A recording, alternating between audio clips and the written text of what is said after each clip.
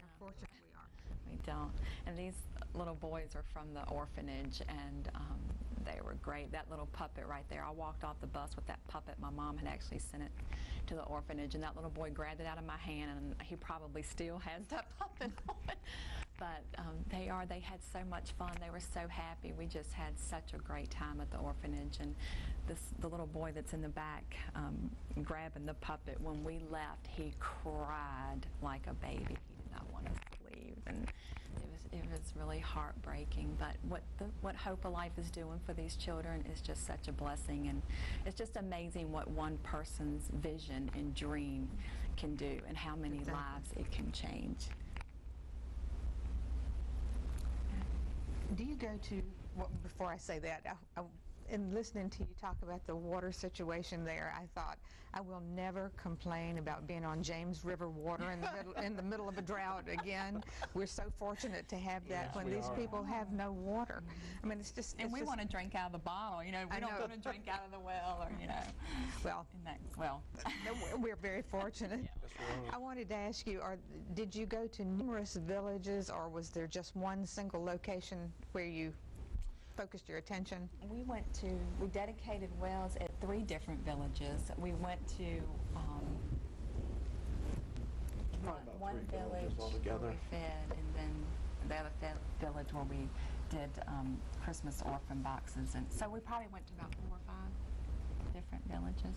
I was going to ask you what their living conditions are, but you've already told us they're just terrible. I think that's one of the things that was such an impact. You know, there's poverty in this country, you know, but you know, somebody around the corner doesn't have enough for food, or doesn't have the house that maybe you know, we're used to in the United States. But poverty there is everywhere. I mean, it's hundreds and thousands of people who just struggle every day for food and water and for shelter, and just those basic needs that we take so for granted, you know. But the one thing that they did have that was so joyful to see is their love for each other and for us and for others, and that was really... It's an innocence. It is, absolutely. Somehow. They don't know what they don't have, but yet, you know, they find joy in what they do have. I think that, as you said earlier, that could be a lesson for this country. Really, it could be.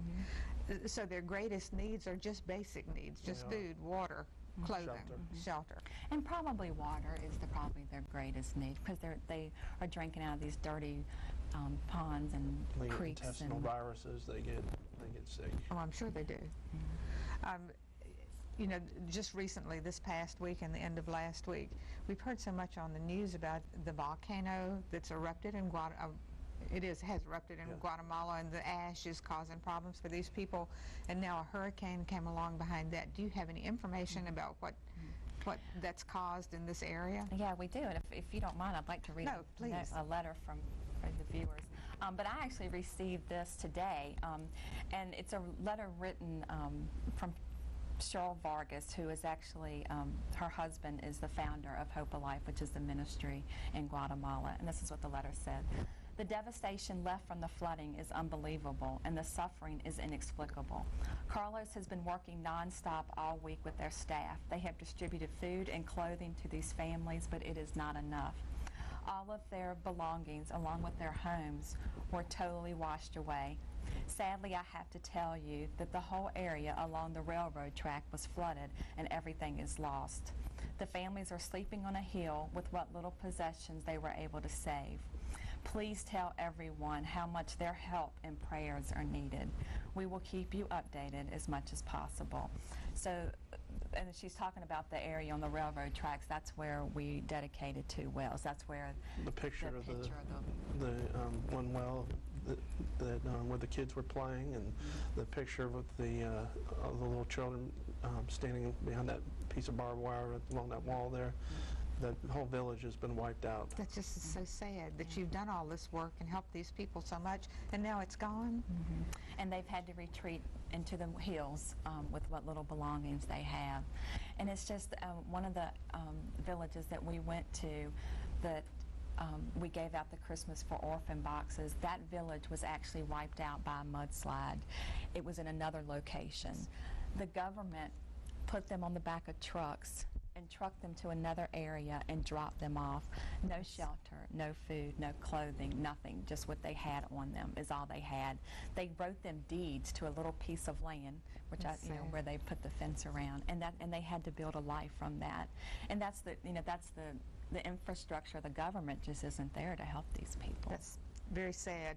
And with this latest crisis with the hurricane and wiping out the work that you did, we've only got about 3 minutes, believe it or not. These shows do go by very fast. Wow. Can you tell our viewers, if anybody wants to make a donation to this particular mission, how they can do that, or if you have something in your mind that they just need everything, I guess? Yeah. So Well, of course, there's always World Help, which is based in Forest, Virginia. They are always taking donations for stuff like this. There's a website for Hope of Life, and like we said, we are taking a group of people from Appomattox from our church, Mount Comfort United Methodist Church, and we're going to Guatemala in October to build a house and do some various other projects while we're there. So we would love donations, and it is tax-free, taxes up. right.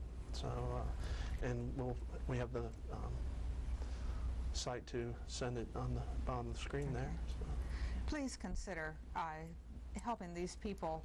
They've done so much work, and now that work has been wiped out, and it would be so nice, if anybody out there would try to help you all.